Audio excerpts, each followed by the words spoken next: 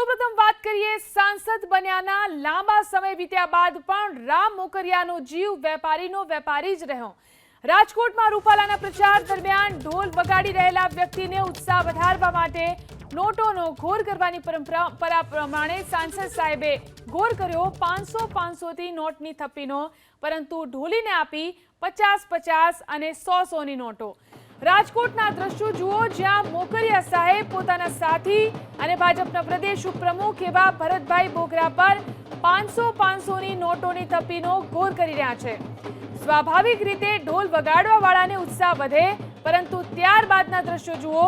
મોકરિયા સાહેબે વેપારી બુદ્ધિ વાપરી અને મોટા ભાગની 500ની નોટો પોતાના ખિસ્સામાં મૂકી અને ઢોલ વગાડનાર લોકોને અગાઉ આપેલી 50-50ની નોટો તેના જ ખિસ્સામાંથી કાઢી ઘોર કરવાને બદલે આપી દીધી। ખેર, ચૂંટણીનો સમય છે, આવું તો બધું થવાનું, પરંતુ હળવા મૂડમાં આ દ્રશ્યો અને ઘટનાનું વિવરણ કરવું જરૂરી લાગ્યું। પ્રચારની ગરમીમાં ઠંડા ઠંડા કુલ કરે તેવા દ્રશ્યો અને તેવું કરનારા મોકરિયા સાહેબને રામ રામ।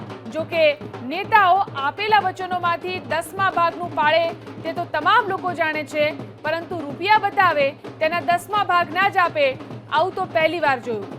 જોકે કહેવાય તો એમ પણ છે કે રામભાઈ મોકરિયા તો છે દિલદાર।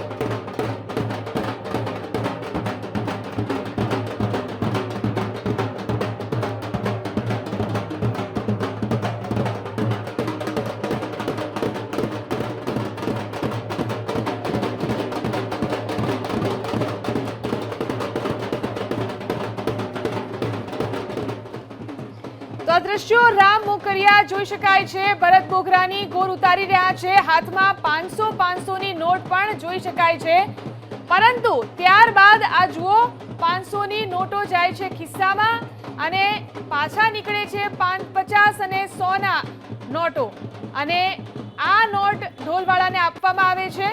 તો આ પ્રકારના દ્રશ્યો જે ચૂંટણીની ગરમીમાં થોડી ઠંડક આપી જાય તે પ્રકારનું હળવું વાતાવરણ અહીં જોવા મળી રહ્યું છે। રામ મોકરિયા સાંસદ બન્યા, પરંતુ તેમનો જીવ તો વેપારીનો જ રહ્યો। આ દ્રશ્યોની અંદર દેખાય છે કઈ રીતે પહેલા 500-500ના નોટની થપ્પી કાઢે છે પોતાના ખિસ્સામાંથી, તેની ગોર ઉતારે છે અને ત્યારબાદ એ પૈસા પાછા મૂક્યા। જોઈ શકાય છે આ ઢોલવાળાના ખિસ્સામાંથી જ તેમને 50-50ની નોટો કાઢીને ફરી પાછા તેમને આપ્યા। તો આ દ્રશ્યો સાંસદ રામ મોકરિયા, હળવા દ્રશ્યો જે જોવા મળી રહ્યા છે ચૂંટણીના માહોલની અંદર।